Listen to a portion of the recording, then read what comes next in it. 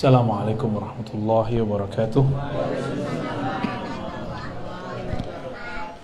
Alhamdulillah rabbil alamin, hamdal hamidin, hamdal mustaghfirin, hamdan yuafi ni'amahu yukafi'u mazidaha, ma ba'du. Para guru, ya, kawan-kawan, sahabat-sahabat, sahibul bait, Buya dan Umi, keluarga besar, semoga dalam ridha Allah Subhanahu wa taala. Insya Allah malam ini, masih ada ekonya ya, dok, bantu dok. Ya. Malam ini kita akan mengkaji lanjutan dari pembahasan awal kemarin mengenai manusia si dicipta dari tanah, tapi ruh dihembuskan dari Allah. Dan kita sudah menyebutkan ayatnya sebelumnya, surat Shad ya, ayat 71 72. Dan ini jelas sekali bahwa Allah membedakan antara sisi luar manusia dengan sisi batin manusia ya. Sisi luar manusia kita sebut zahir, disebutkan dalam ayat 71, Inni khaliqun basharan min tin. Surat Shad ayat 71. Ini untuk merefresh yang sebelumnya, barangkali kemarin ada yang tidak datang ya. Sungguh aku mencipta atau pencipta bashar, manusia dari tanah. Jadi ini penting sekali untuk muqaddimah kita. Allah mengatakan Khaliq ya. Khaliq mencipta. Siapa yang dicipta? Bashar. Wah, nama Pak Kiai ini.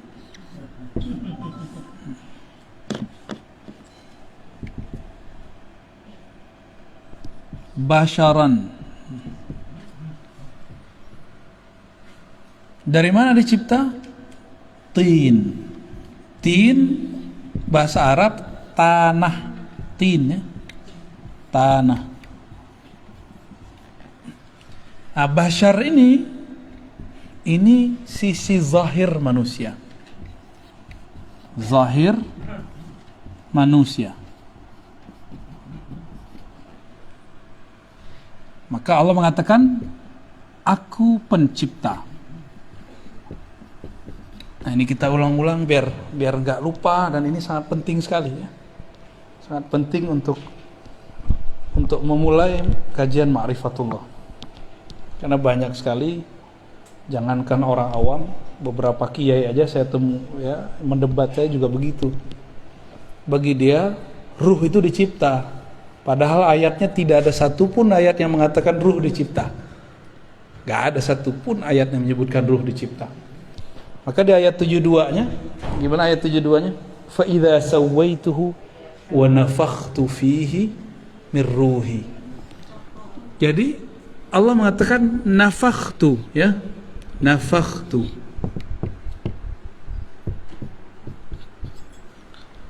Apa arti nafakhtu? Aku tiup. Aku tiup atau hembuskan. Beda dengan cipta. Apa yang dihembuskan? Ya, ruh.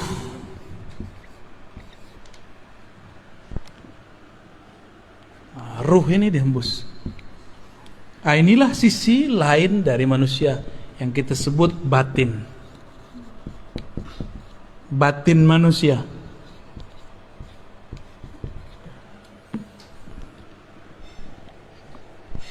Di saat mati, si tanah, si bashar pulang kepada tanah. Sedangkan ruh, dia harus berpulang kepada sumbernya. Sumbernya siapa? Enggak, bukan Khalik. Khalik tanah. Coba baca ayatnya, ayat 72. nafakhtu fihi min ruhi. Aku hembuskan. Nah, min di sini diperdebatkan ulama, nih minnya artinya apa? Sebagian kah? Dari kah? Apakah minnya mim ibtida? Mim ibtida itu dimulai dari ruhku, berasal dari rohku. Atau artinya aku tiupkan sebagian dari rohku. Nah, itu jadi masalah tuh. Ya. Nah, dan saya udah jelaskan sebelumnya, ada yang kita sebut dengan haikalul ma'arif, haikal ma'arif. Yang pertama masih ingat, Ahad Zatullah, Ahmad Ruhullah, Muhammad Habibullah, Al-Mahdi Khalifatullah. Oke. Kalau dizikirkan tiap hari itu, terus ditutup baca Fatihah, Al-Fatihah gitu. Ya. Coba perhatiin yang nomor 2, Ahmad Ruhullah. Ini jawabannya nih. Aku hembuskan dari rohku. Rohku, aku siapa? Allah. Maka kalau kita lengkapi Ruhullah. Ruhullah siapa tadi? Ahmad. Jadi yang disebut ruhku itu Ahmad. Gitu. Maka aku setelah tubuh manusia sempurna, aku hembuskan ke dalamnya sebagian dari rohku. Jangan salah paham, bukan zatku. Bukan zatku, tapi rohku. Bedakan rohku dengan zatku. Kalau kita artikan zat aku, ini bahaya, nanti jadi kelompok seperti yang terjadi di kelompok-kelompok kebatinan iblis. Zat aku, zat Allah, sifat aku, sifat Allah, itu kelompok iblis itu. Ya, kita nggak pakai yang begitu-gitu. Ngakunya wali sih, tapi wali setan. Jadi Ruhullah itu siapa? Ahmad. Jadi dua-duanya boleh diartikan dari rohku atau sebagian dari rohku, boleh dua-duanya, gak ada masalah. Kalau sudah mengerti pemahaman roh, bahwa ruh bukan zat dalam pengertian ini. Ahmad. Saya mau tanya nih, kalau kita nih dari seorang perempuan, nah perempuan ini kita sebut siapa? Kita ini kan keluarnya, lahirnya dari seorang perempuan. Perempuan ini kita sebut apa? Sebagai ungkapan majazi, kita pinjam istilah ini. Kita sebutlah Ahmad ini ummur ruh, induknya roh. Gitu. Tuh, udah 2 istilah tuh. Ayat ini belum pernah dijelaskan dengan penjelasan begini, kecuali malam ini. Ini saya nggak bukan buat-buat. Baru malam ini, ya. Fa idza sawaituhu, apabila aku telah menyempurnakan basyariyah manusia, sisi zahir manusia, maka aku tiupkan sebagian dari rohku. Maka kita baca tadi haikal ma'arif, ini disebut peta ma'rifat. Lancar peta ma'rifat bisa menafsir ayat-ayat yang rumit. Ahad Zatullah, Ahmad Ruhullah. Jadi ketika disebut rohku, kan ayatnya ruhi, kan gitu ya. Ruhi artinya rohku.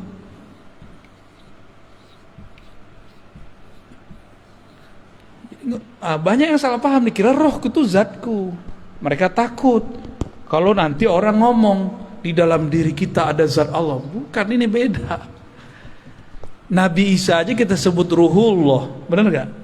Ruhullah Isa itu Ruhullah Juz'i namanya, Ruhullah Sughra, roh kecil. Sedangkan yang kubro Ahmad. Bahkan ini disebut Ar-Ruh Al-Akbar, roh yang agung, yang paling besar. Karena ialah tiupan pertama Allah. Dari Ahmad inilah, ya. Ini saya hapus ya. Udah connect kan ini? Boleh dihapus nih Mancung. Jadi Allah yang Ahad meniupkan pertama kali rohnya ini bernama Ahmad. Dari Ahmad inilah kemudian kita muncul, roh kita dari situ. Nah nih, coba kita lihat dulu. Berarti judulnya bukan Al-Baqarah 30, berarti masih As-Sod 7172. Ya, lanjutan. Ahad. Masih ingat ya, Ahad. Allah yang Maha Ahad, yang Maha Esa, menghembuskan apa? Ahmad. Maka sang Ahmad ini boleh kita buat ilustrasi, ya. Kita buat ilustrasi. Ini boleh kita hapus ya. Ahmad ini ada sisi zahirnya, ada sisi batinnya.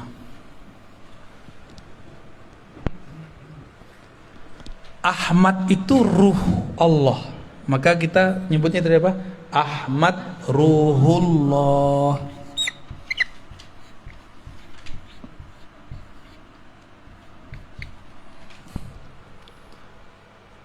Jadi kalau ada di ayat surat tadi, surat apa? Sod ayat 72. Sod 72. Allah mengatakan ruhi, rohku. Siapa yang disebut rohku? Ahmad. Ada sebelumnya antum dengar tafsir begini. Dan ini bukan tafsir bid'ah. Ini cuma tafsir yang selama ini tersimpan belum dikeluarkan. Beruntung nih rumah Buya nih. Ya, berarti ada wali di rumah ini nih. Ya. Semoga istiqomah kita semua ya. Amin amin ya rabbal alamin. Ya. Jangan GR dulu Mancung. Ruh Ahmad Ruhullah ini memancar. Ya. Ini pancarannya nih. Ini pancarannya. Nah, pancarannya ini disebut dengan Nur Muhammad. Gitu. Apa sebutannya? Nur Muhammad. Sumber nurnya adalah Ruhullah. Lalu apa hubungannya Nur Muhammad dengan Ahmad? Lalu tubuh manusia dan roh manusia. Nih coba lihat. Jadi ruh Ahmad Ruhullah inilah yang menjadi roh kita. Roh kita dari situ. Nur Muhammad inilah yang menjadi sisi basyariah, sisi zahir manusia. Jadi ruh ini batin ya. Batin manusia. Saya pendek aja M. Sedangkan ini dari Nur Muhammad tercipta 4 anasir alam. Api, air, api, tanah, udara. 4 anasir. Unsur ya kalau bahasa Indonesia. Salah satunya tanah. Ya, tanah. Air. Api. Kayak avatar ya. Apa lagi? Udara atau angin sama. Nah, ini sisi manusia nih. Jadi manusia di dalam diri kita ada 4 ini. Ada 4 itu. Inilah zahirnya manusia. Inilah Nur Muhammad. Jadi Nur Muhammad itu ada di sini, ada di sini, ada di sini. Ada semua. Cuma masalahnya nurnya sudah terkoneksi belum sama Ruhullahnya, itu masalahnya. Ya, koneksi ini yang harus dibangun ya. Mana hidupnya? Udah hidup ya? Oh, oke. Nah, jadi Ruhullah ini sebagai sumber daripada Nur Muhammad Nur, karena dari nur ini terpancarlah, terciptalah. Ini dia. Dengan apa Allah menciptakan yang 4 ini? Pakai kun. Ya. Kun fayakun. Kalau roh Ahmad Ruhullah nggak pakai kun, pakai hembusan. Apa bunyi hembusannya? Itu rahasia. Nanti kalau ada waktu kita buka lagi. Ya. Belum boleh disampaikan sekarang, ya. Nanti jadi fitnah. Ngarang-ngarang apa lagi nih Ar-Razi nih, kata orang, ya. Dongeng mulu. Emang ini dongeng? Emang begini dongeng? Ada nggak orang bisa ngedongeng begini? Saya bayar. Ya. Kalau ini dongeng silakan ulang. Ya, kalau bisa ngedongeng dengan ini. Ini bukan dongeng. Ya, ini kalau dalam ilmu tafsir disebut tafsir isyari. Tafsir isyarat. Jadi tafsir itu ada 3. Tafsir bil ma'thur, riwayat. Di dalam Sahih Bukhari, Sahih Muslim begini. Ada tafsir tadi bil ma'thur, sekarang bil ma'qul, dengan akal. Nggak ada penjelasannya di riwayat-riwayat hadis, maka kita coba gunakan akal kita untuk menyentuh maknanya. Jika masuk akal, maka tafsir disebut ma'qul, tafsir rasional. Kalau akal boleh menafsir, kenapa ruh tidak boleh menafsir? Maka ruh kita juga menafsir. Inilah jadinya tafsir isyari. Tapi itu istilah di kampus. Saya menyebutnya bukan tafsir isyari, tafsir apa yang bagus? Pakai istilah ruh, tafsir ruhi, ya, biar beda dengan isyari yang lain. Karena isyari ini ada kolbu masuk ke kolbu, ada yang masuknya ke ruh.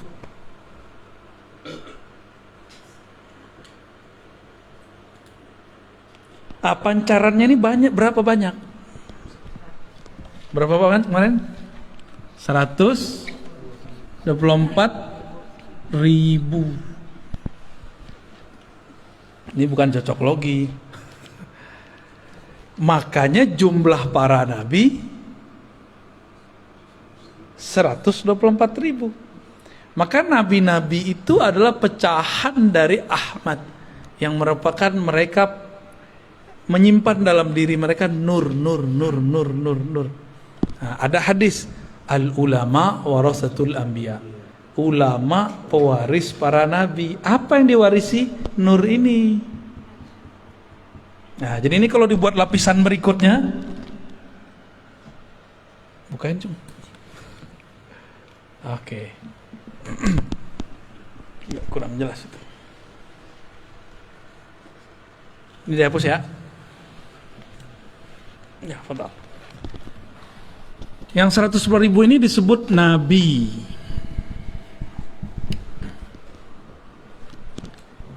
Ini punya pewaris. Ada lagi pewarisnya. Ya. Ini pewarisnya disebut ulama. Ulama yang mana? Apakah semua ulama? Ulama yang mewarisi nur Muhammad di dalam dirinya. Nur itu artinya sesuatu yang terang, yang membuat dia punya pandangan ke depan, sehingga disebut Nur Muhammad. Dia tahu jalan hidupnya kemana, dia tahu jalan pulang, dia tahu jalan kemana. Itu orang kalau punya nur. Ulama yang mana? Bukan yang bergelar doktor, ya. Gelar doktor saya bukan gelar Nur Muhammad. Ya. Oh, saya di pesantren, bukan pesantren. Emang Nabi nyantri? Emang sahabat Nabi nyantri belajar nahwu shorof? Enggak.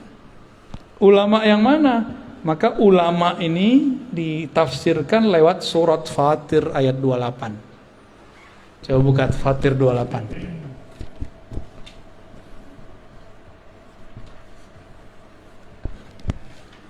Fatir 28 apa? Innama yakhsyallaha min ibadihil ulama. Yang takut kepada Allah, yang segan nama Allah itu cuma satu kelompok, namanya ulama. Buya ini kan pernah jadi GM ya. Itu kalau ke daerah orang nggak tahu kalau Buya ini GM, dihargai nggak? Segan nggak mereka? Nggak segan. Tapi pas dilihat di kartu namanya GM, langsung nyembah mereka, hormat. Wah, mau diservis semuanya. Kalau nggak dikira ustadz aja kan, karena ada jenggotnya. Kira-kira seperti itu. Kita kalau nggak kenal orang nggak sungkan sama dia, nggak respect sama dia. Tapi kalau kita sudah kenal dia, kita akan hormat siapa dia. Nah, kenal ini nggak hanya kenal gelar, kenal nasab, kenal makomnya, ya. Kenal makrifat yang tersimpan di dalam dirinya. Nah, inilah yang saya sebut umur ruh. Umur ruh itu nggak berdasarkan biologis. Umur ruh itu berdasarkan makrifat yang tersimpan di dalam dirinya. Ya. Tuh, 2, 3. Ini udah 3 lapisan nih, ya. Maka ulama, sahabat yang takut kepada Allah di zaman Rasulullah, jumlah sahabatnya juga sama. Semua sahabat jumlahnya juga 124.000. Jumlah sahabat Nabi. Dari Nur Muhammad ini ada kayak semacam, jadi kalau ilustrasinya Buya, Telkomsel ini kan Telkomsel ya, punya satelit. Nah, satelit ini ruhullah. Dia memancar kepada, kalau memancar pertama kali yang gede itu ke mana? Provider, begitu. Dan jumlahnya ada 313 yang menerima pancarannya langsung. Dari 313 ini nyebarlah ke 104.000. Dari situlah nyebar kepada umat. Kayak gitu modelnya. Maka setiap masa nur ini nggak akan kurang dari 124.000, nggak akan kurang. Maka wali kalau mati pasti ada pengganti. Jadi nggak usah khawatir. Kalau wali mati tidak ada pengganti, tunggu aja kiamat. Pasti kiamat. Jadi ada wali Allah itu zikirnya menahan gunung api meletus. Ada wali zikirnya menahan hujan biar nggak turun berlebihan. Ada wali yang kerjaannya menahan supaya air laut itu tidak banjir rob berlebihan. Kalaupun terjadi mau gimana lagi ya. Ada wali di kutub utara, di kutub selatan. Sekarang orang menyebut global warming. Setiap hari ada es itu mencair. Berarti ada zikir yang sudah hilang di situ. Jangan-jangan walinya sudah meninggal. Ya. Maka jangan salah, di setiap gunung itu ada wali. Si wali inilah yang berzikir yang membuat gunung ini bertahan. Kalau walinya mati terjadilah sesuatu. Gitu. Ya. Gempa bumi. Gempa boleh terjadi, tapi jadi bencana enggak? Kalau walinya mati, itu jadi bencana besar. Dan sekarang banyak wali yang mati. Mesti ada yang melanjutkannya. Dalam proses transfer ini, estafet ini, disitulah terjadi bencana-bencana. Ini kacamata ilmu ma'rifatullah ya. Bukan kalau orang BMKG mungkin ngomong ini gejala alam, ya itu urusan ente. Kita punya urusan lain. Ilmu kita tidak bertentangan, cuma berbeda. Ya, ilmu kita tidak bertentangan dengan BMKG kah, geologi kah, ilmu itu punya urusan sendiri. Kita punya urusan sendiri juga, gitu. Ya laptop sebagus apa, handphone sebagus apa, tetap harus ada yang operasionalkannya. Kalau orangnya hilang ya kacau, sama lah kira-kira begitu. Katanya robot hebat, tetap harus ada orang yang memprogramnya. Programnya lewat, ya lewat juga dia ntar. Ya.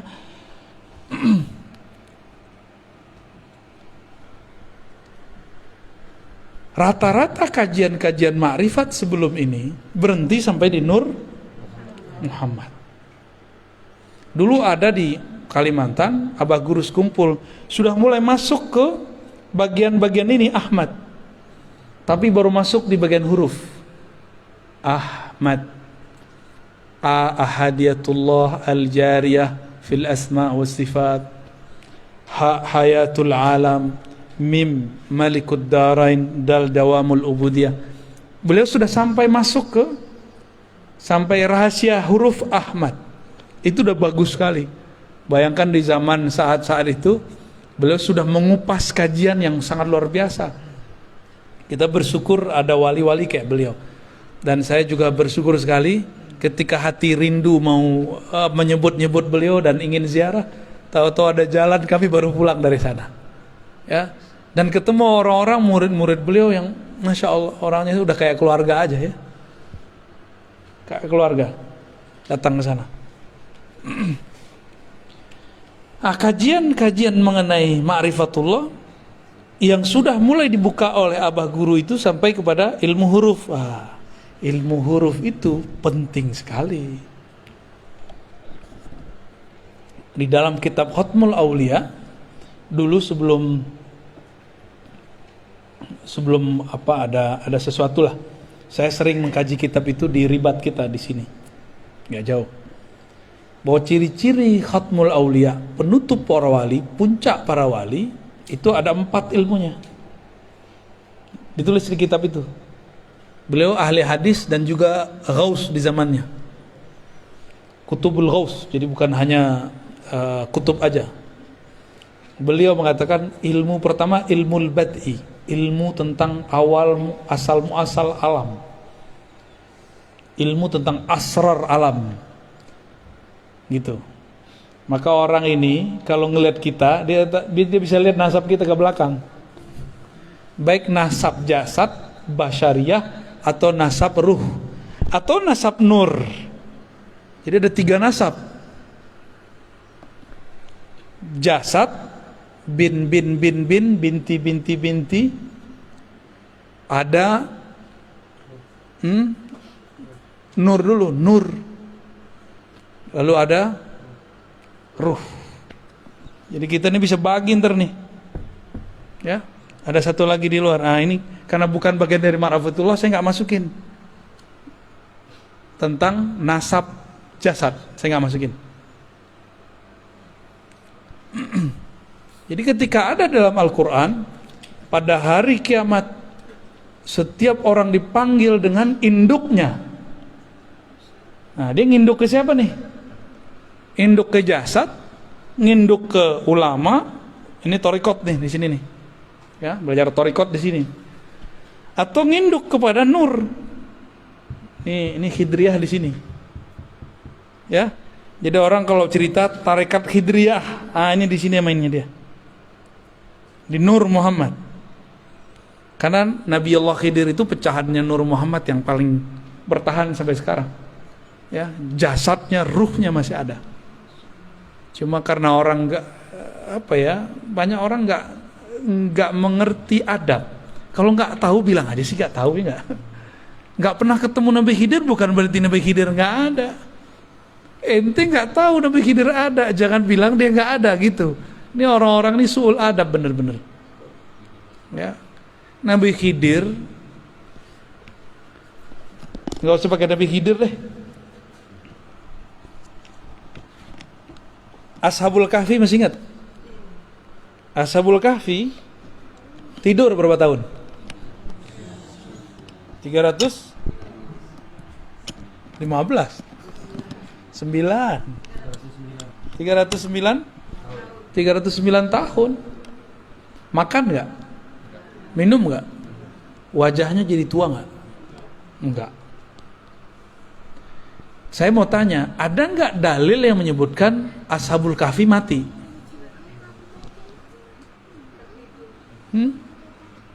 Iya, setelah 309? Nggak ada. Dia tidur lagi.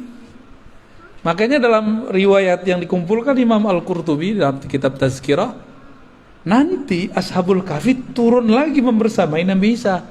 Ternyata usut punya usut, Ashabul Kahfi adalah umat Nabi Isa. Jadi antara Nabi Isa dengan Nabi Muhammad. Jadi nanti ketika Nabi Isa turun, mereka keluar. Apakah itu khurafat? Ya enggak khurafat lah, ada riwayatnya. Kitab Tazkirah Imam Al-Qurtubi. Diringkas lagi oleh Imam Sya'rani dan tidak dihilangkan itu. Berarti mereka sekarang masih ada. Cuma Allah sembunyikan. Yang sudah ke Yordan mungkin lihat di mana sih? Gitu.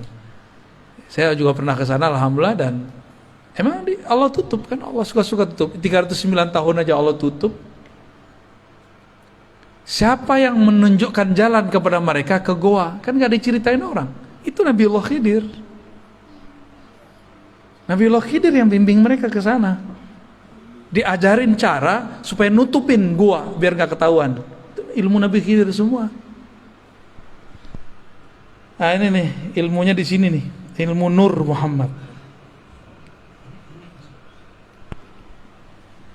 Nabi Isa dalam surat As-Saff ayat 6 ya, mengabarkan, aku akan memberi kabar kalian kedatangan seorang nabi di akhir zaman.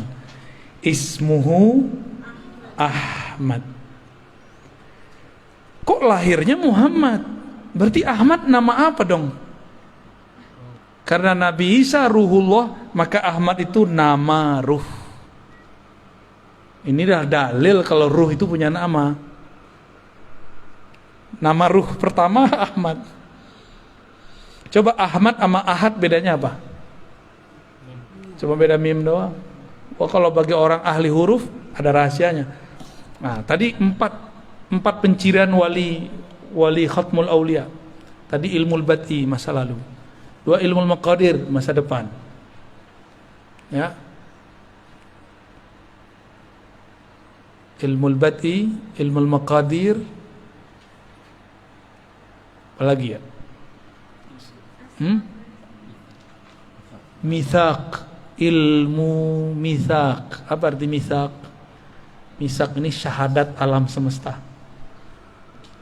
Jadi kita ini per alam ada syahadatnya, per zaman ada syahadatnya, beda-beda syahadatnya. Syahadat Nabi Isa beda dengan syahadat kita. Syahadat Nabi Adam beda dengan kita. Tapi ada syahadat yang permanen, itu syahadat azaliyah namanya. Ya. Syahadat pada masa sebelum diciptakan alam, itu namanya azali.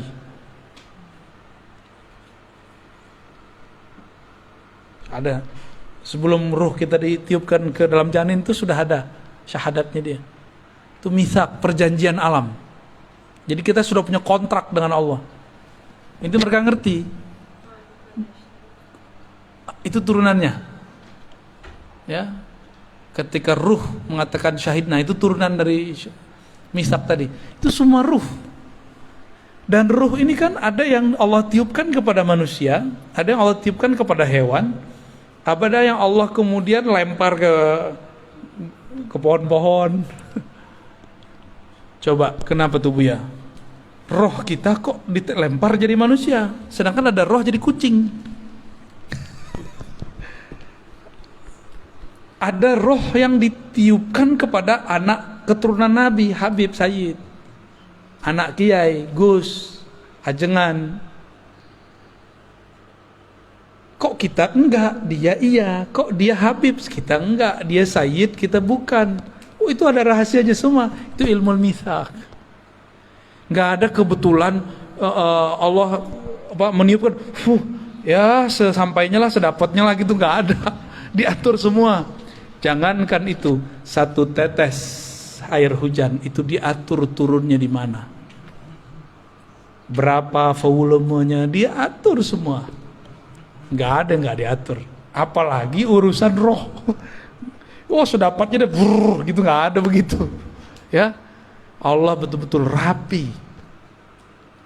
Ya, Muqtadirah. Salah satu nama Allah itu Muqtadir. Ya, begitu detail dalam mengukur segala sesuatu.